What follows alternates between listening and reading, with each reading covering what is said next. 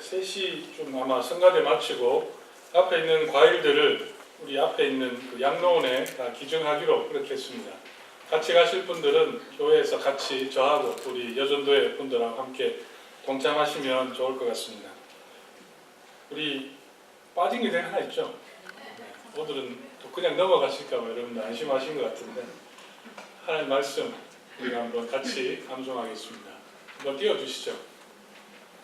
잠언 8장 17절 말씀 우리 같이 한번 읽어볼까요? 시작. 나를 사랑하는 자들이 나의 사랑을 입으며 나를 간절히 찾는 자가 나를 만날 것이니라. 잠언 8장 17절 말씀 아주 쉬운 말씀입니다. 같이 우리 벌써 외우신 분이 제가 보니까 한 3분의 1 되시는 거예요. 같이 한번 고백해보도록 하겠습니다. 잠언 8장 17절 말씀 나를 사랑하는 자들이 나의 사랑을 입으며 나를 간절히 찾는 자가 나를 만날 것이니라. 잠언 8장 17절 말씀. 아멘.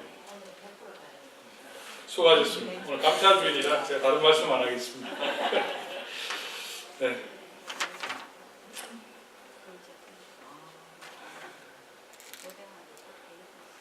여러분 오늘 어떤 양발을 신으셨습니까?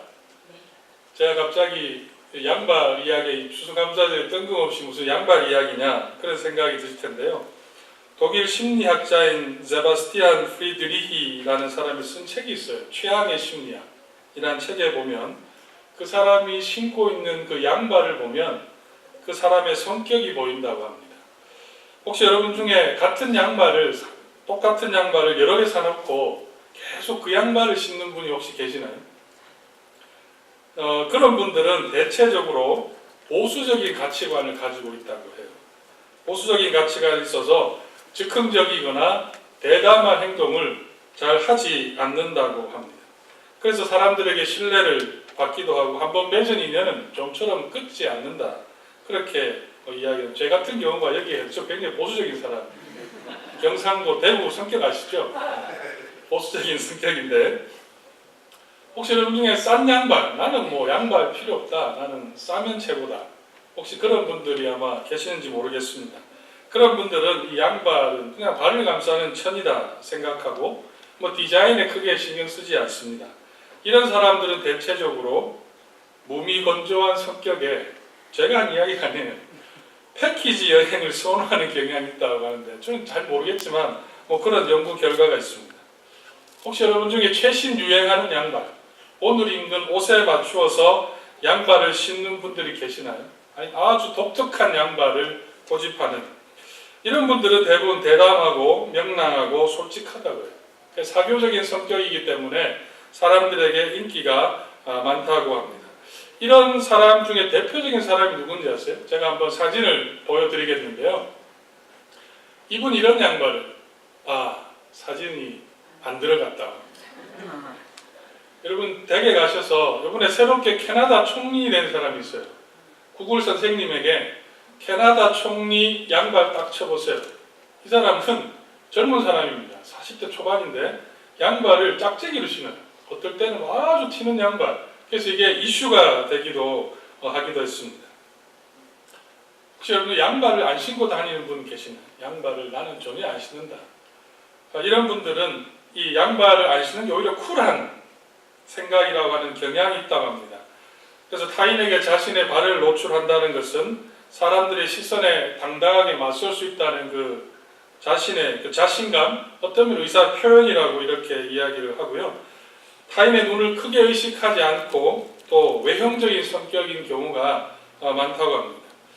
여러분 중에 혹시 사람을 상대하는 분들이 있다면 여러분의 가게에 누가 들어서 먼저 양발을 한번 잘 살펴보시면 그 사람의 성격들을 아마 파악하기가 조금 더 쉽지 않을까. 그렇다고 발만 쳐다볼 수는 없잖아요. 또 다른 흥미로운 조사가 있어요. 신는 양발과 사회적인 성공과의 관계를 조사했는데요. 어디서 이런 쓸데없는 연구를 했을까요? 하버드 대학교에서 연구를 했습니다. 그 효과가 빨간 운동화 효과. 그 빨간 운동화 효과에 따르면 성공한 사람일수록 알록달록한 양발을 신는다고 합니다. 알록달록한 양발을 신었기 때문에 성공한 것이 아니라는 거예요. 성공한 사람들을 보면 대부분이 많은 특징 중에 하나가 튀는 양발을 신는다고 합니다.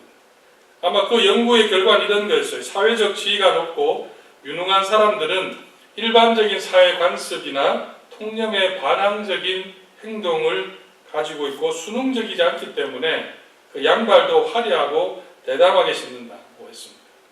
그 연구를 진행한 이 프란시스카 교수가 이 비즈니스 인사이더의 2017년 6월 27일자 기사에 이런 말을 했어요. 사회적 규범, 전통을 무시한다는 것은 그만큼 행동에 책임질 자신감이 있다 하는 거죠. 그것도 대중은 의도적으로 규칙이나 규범을 깨는 행위를 하는 사람을 권력자로 생각하는 경향이 있다. 그래서 하나의 연구도 가르쳐 줬는데요. 한 명품 매장에 정장을 말쑥하게 입고 롤렉스 시계를 찬 손님과 운동복 차림에 저가의 스와치 시계를 찬 사람을 보냈다고 합니다. 그런데 중요한 결과는 점원들이 누가 더 사회적으로 성공한다고 생각했는지 혹시 아세요? 운동복 차림을 입은 사람을 점원들은 오히려 더 사회적인 지위가 더 높을 거라고 평가했다고 해요. 그리고 대학교 학생들도 여러분 대학생을 생각해보면 말쑥한 정장을 입은 사람보다는 수염도 좀 있고 티셔츠에 옷도 허름한 입은 교수들을 더 학생들도 일반적으로 능력이 우수할 거라고 믿는다고 합니다. 제가 좀 옷을 좀 수수하게 입고 나왔어야 되는데 제가 너무 말쑥하게 입고 나와가지고 저한테 마이너스가 된 것 같아요. 제가 그 기사들을 이렇게 보면서 이런 생각을 했습니다. 그 사람이 가진 정체성은 그 사람이 나는 누구입니다. 이런 말하지 않아도 자신의 그 모습 속에서 드러나기 마련일 거다 생각을 했습니다.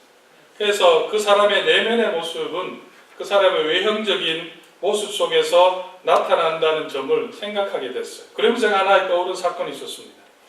여러분 제가 목사로 보이시나요? 제가 어느 분하고 한번 130번의 일식집, 유명한 일식집 있잖아요. 제 이름 갑자기 생각이 안 나는데 그 집에 점심을 한번 먹으러 간 적이 있습니다. 거기서 점심을 이제 이렇게 기다리고 있는데 대화를 이제 하고 있었죠. 종업원 한 분이 이렇게 물을 가져다 주시면 저보고 딱 하는 이야기야. Are you a preacher? 딱 그러는 거예요. 깜짝 놀랐습니다. 저 얼굴에 목사라고 써있나요? 목사 아니냐고 딱 그러는 거예요. 저는 그분을 본 적도 없고 그 여인은 그 일하시는 분은 대만 출신의 종업원이었어요. 근데 저를 보자마자 목사라고 딱 이야기하니까 제가 딱 드는 생각이 다음부터 이 식당에 안 가야 되겠다. 그런 생각을 좀 하게 되었습니다.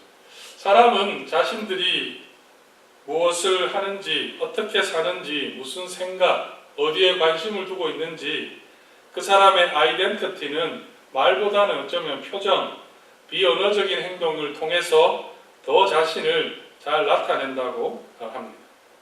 성도 여러분, 여러분들은 스스로 나는 크리스찬이다고 확신하고 있습니다. 제가 여러분을 만난다면 또 여러분들을 교회 밖에서 만난다면 여러분 어떤 모습 속에서 이 사람은 나는 크리스찬이라는 것을 내가 만나는 사람들이 알게 할 수 있을까요? 오늘 우리가 읽은 시편 말씀은 100편입니다. 대부분의 이 시편을 보면 제목이 다 달려 있어요. 예를 들면 어떤 시편은 고난당한 자가 마음이 상하여 그의 근심을 여호와 앞에 토로하는 기도, 부제가 다 달려 있다는 거죠. 또 다윗의 시, 성전에 올라가는 노래, 또 지난 화요일에 우리가 살펴본 것처럼 다윗이 아베멜렉 앞에서 미친 채 하며 쫓겨나서 지은 시, 제목을 다 붙인다는 것은 그 시의 의미를 정확하게 이해하는 데 굉장히 도움이 됩니다. 다시 여러분의 성경책을 한번 가보시면 시편 100편에는 어떤 제목이 여러분 붙어 있습니까? 감사의 시다.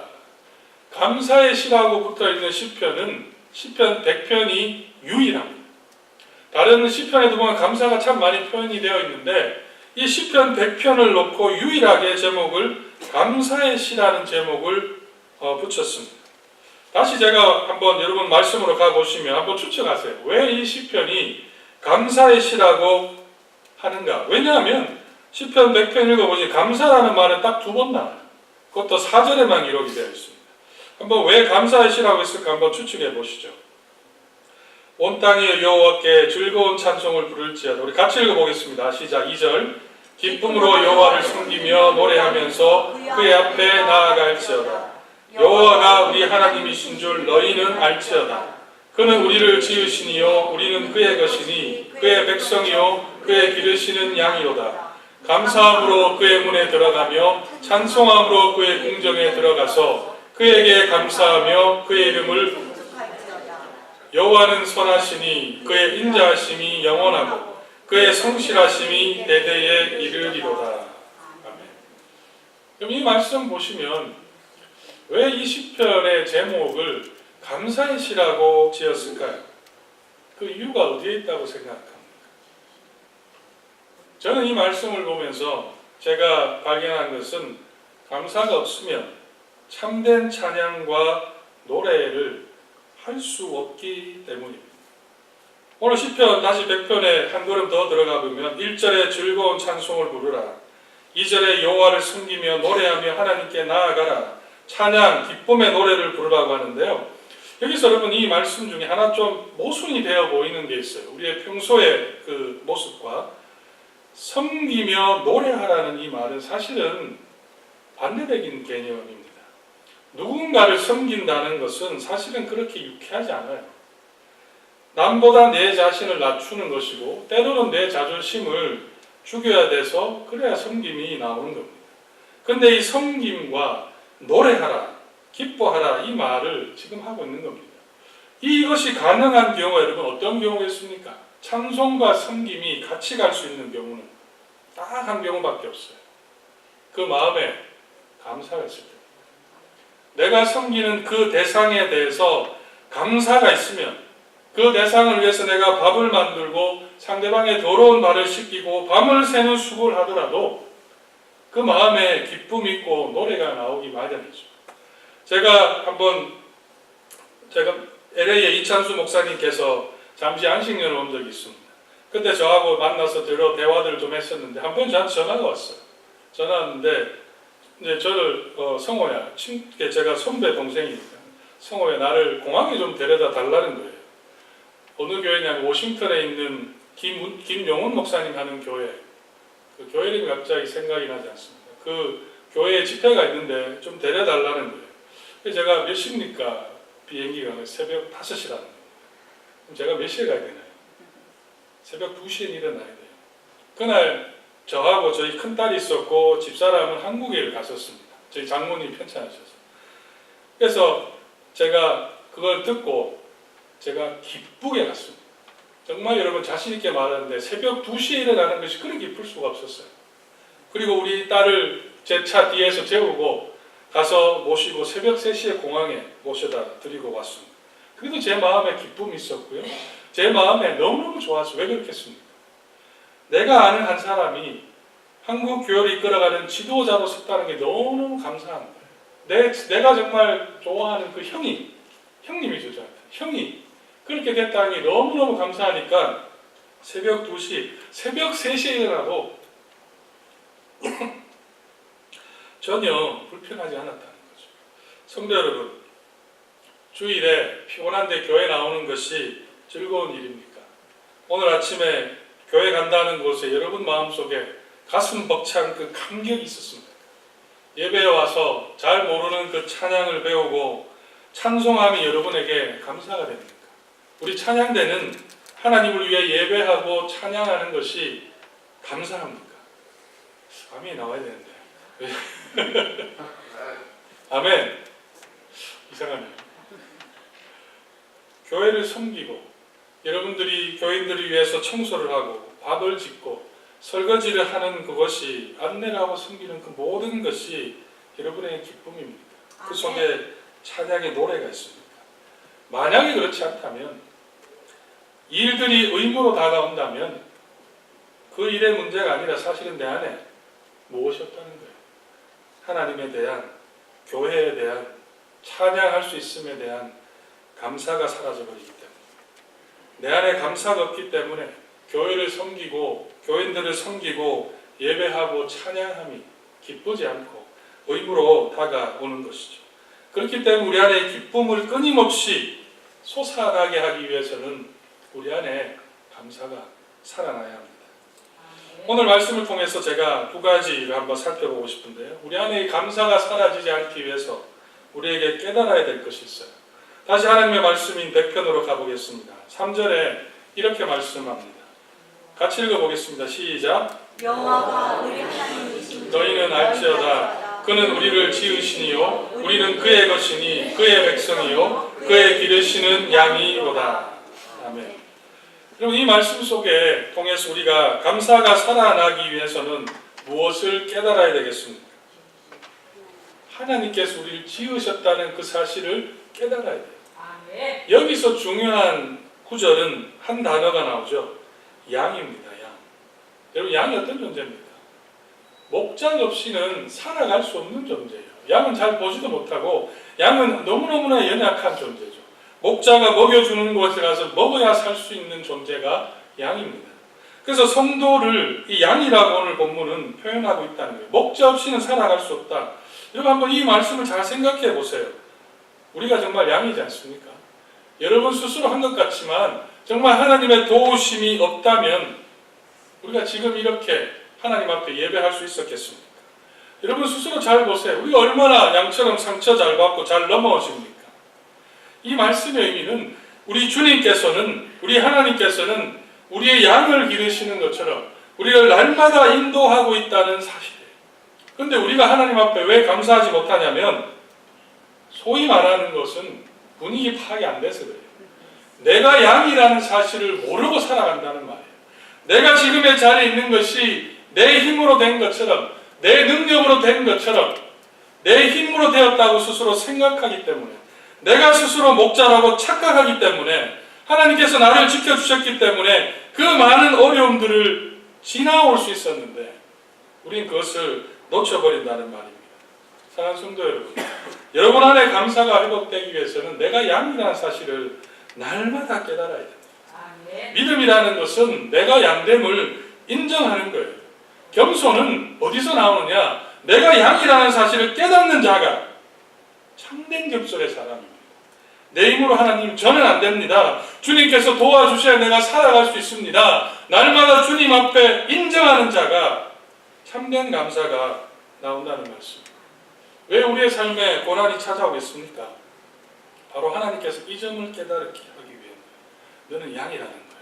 하나님 없이는 단 한 걸음도 너희가 살아갈 수 없다는 것을 깨닫도록 하기 위해서 때로는 고난도 우리에게 찾아오는 것이죠. 두 번째 오늘 말씀을 보면서 5절로 한번 가보겠습니다. 5절에 한번 같이 읽어볼까요? 시작. 여호와는 선하시니 그의 인자하심이 영원하고 그의 성실하심이 대대에 이르리로다. 아멘. 우리가 그 하나님을 따라가기 위해서 어떻게 해야 되는 겁니까?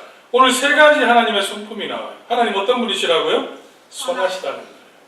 하나님은 내게 주시는 그 모든 계획은, 지금 내가 경험하고 있는 그 모든 일들은 하나님의 선하신 그 계획 가운데 있다는 것을 믿어야 합니다. 그리고 그의 인자, 자비하심은 영원하고 그 성실하심은 어떻다는 겁니까? 대대에 이르리로다. 대대에 이르리로다. 하나님 우리를 인도하심이 선한 길로 인도하시고 또한 그 인자하심은 끝이 없어요. 그리고 그 성실하심은 끝까지 이루어진다는 말씀을 우리는 인정할 때 우리 안에 감사가 있다는 것이죠. 양이 구덩이에 빠지면 목자가 그 양을 구합니다. 무엇을 통해서? 목자가 가지고 있는 막대기를 잡아서 끄집어내는 거죠. 그런데 여러분 양의 입장에 생각해 보세요. 목자가 만드는 그 막대기를 잡아 올릴 때 그 마음에 이제 내가 살았구나. 그런 마음을 가지겠습니까? 아픈 거예요. 그 딱딱한 게 되면 나로 하여금 아프게 만드는 거죠. 근데 그것이 나를 살리는 겁니다. 하나님의 선하심의 그 막대기는 그와 같은 거예요. 때로는 고난이 우리 앞에는 힘들고 어렵지만 하나님이 나로 하여금 선하신 방향으로 그 인자하심의 영원한 길에 이것이 서 있다는 사실을 우리는 깨달아야 되는 겁니다. 어제 한 분을 만나서 대화를 하는 가운데 이런 이야기를 하셨습니다. 그분의 표현을 제가 들을 때 아주 신선하게 저에게 다가왔습니다. 나무가 이렇게 보면 이제 나무 이야기를 하면서 들려주셨던 말씀인데 나무는 잠을 자야 된다. 나무는 잠을 자야 된다. 들어보셨어요? 그런 말? 나무는 잠을 자야 된다. 어제 아마 잠재역에서 바람이 그렇게 불었나 봐요. 나무에 낙엽이 다 떨어지고 나무가 그 동면하는 그 시간이 지나야 봄에 더 많은 열매를 맺습니다. 그렇게 말씀을 들으면서 저는 고난의 의미를 좀 생각했습니다. 여러분, 우리의 고난은 어쩌면 하나님께서 우리를 잠재우는 시간이에요. 우리로 하여금 그 시간에 낙엽이 다 떨어지고 내가 가진 것 다 떨어지게 해서 더 풍성한 열매를 주시기 위한 하나님의 뜻이라고 저는 확신하게 되었습니다. 부활이 그거잖아요. 죽음 뒤에 있을 놀라운 생명. 하나님께서는 성도들의 삶에 고난을 주시는 것은 어쩌면 지금 내가 너무 급하다는 거예요. 어쩌면 내가 지금 잘못 가고 있다는 거예요. 거기서 멈추라는 거죠. 잠시 멈추어서 내 인생을 돌아보고 내 삶을 돌아보기 위해서 하나님 우리에게 고난의 시간을 주는 겁니다. 이번 주에 제가 아주 감동받은 찬양이 하나 있습니다. 아마 여러분들 중에 아시는 분이 있을지 모르겠는데요. 오직 예수뿐이네 라는 그 찬양인데, 아마 지금 우리 이제 반주자가 반주를 할 건데, 제가 이 찬양을 지난 금요일 날 들으면서 제가 굉장히 울었습니다. 사무실에 앉아서, 제가 성격이 아주 남자처럼 보이지 않잖아요, 그죠? 그래서 제가 이렇게 울면서 이 찬양을 들었는데 가사가 너무 좋아요. 이런 음악 한번 쭉 깔아주시죠. 제가 가사를 불러드리면, 은혜 아니면 살아갈 수가 없네. 호흡마저도 다 주의 것이니 세상 평안과 위로 내게 없어도 예수, 오직 예수뿐이네. 크신 계획 다 볼 수도 없고 작은 고난에 지쳐도 주께 묶인 나의 모든 삶 버티고 견디게 하시네.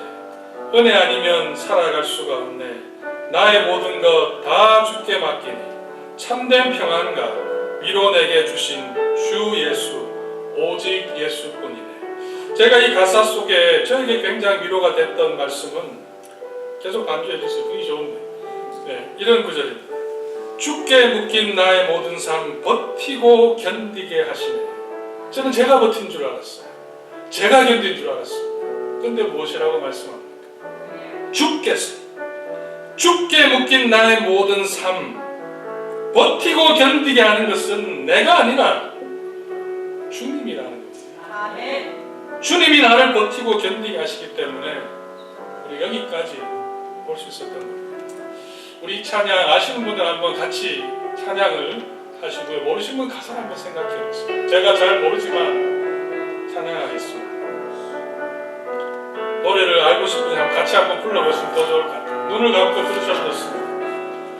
은혜 아니면 살아갈 수가 없네. 은혜 아니면 살아갈 수가 없네. 호흡마저도 다 주의 것이니 세상 평안과 위로 내게 없어. 세상 평안과 위로 내게 없어. 예수, 오직 예수뿐이네. 오직 예수뿐. 다시 찬양하겠습니다. 은혜 아니면 살아갈 수가 없네. 은혜 아니면 살아갈 수가 없네. 호흡마저도 다 주의 것이니 다 주의 것이니 세상 평안과 위로 내게 없어도 오직 예수뿐이네. 믿습니까 여러분? 이 사실은 크신 계획 다 볼 수도 없고 크신 계획 다 볼 수도 없고 작은 고난에 지쳐도 주께 묶인 나의 모든 삶 버티고 견디게 하신 크신 계획 다 볼 수도 없고 크신 계획 다 볼 수도 없고 작은 고난에 지쳐도 주께 묶인 나의 모든 삶 묶인 나의 모든 삶 버티고 견디게 하시는 분은 우리 주님이십니다. 은혜 아니면 살아갈 수가 없네. 은혜 아니면 살아갈 수가 없네. 나의 모든 것 평안과 위로 내게 참된 평안과 위로 내게 주신 주 예수 예수 오직 예수뿐이네. 제가 이 찬양을 듣고 부르면서 지난 삶을 돌아봤습니다. 내 안에 왜 감사가 없을까? 제가 교만했어요. 이곳에서 여러분들과 부족한 제가 하나님의 말씀은 전한다는 그 사실, 그 수많은 실수와 잘못들을 하나님이 긍휼히 여겨주셨고 덮어주셨고 용서해 주셨기에 제가 목회자로서 이 자리에 설 수 있었다는 그 사실을 저는 잊어버리고 있었습니다. 내가 원하고 바라는 대로 되지 않는 일들이 지금에서 보면 그게 은혜구나, 그게 하나님의 은혜구나를 발견했습니다. 죽게 묶여 있어서 내가 버티고 견딘 것 같지만 하나님께서는 우리를 버티고 견디게 해 주셨습니다. 아멘. 사랑하는 성도 여러분, 이 하나님의 은혜가 살아나야 합니다. 그래야 우리 안에 감사가 살아있습니다. 아멘. 은혜가 살아있는 자는 감사하는 사람입니다. 우리 다 같이 일어나셔서 오늘 처음 부르는 찬양이지만 함께 이 찬양을 부르면 좋을 것 같습니다. 찬양팀 앞으로 나오시고요. 은혜 아니면 살아갈 수 없다. 하루하루 살아가면서 우리가 경험하는 정말 예수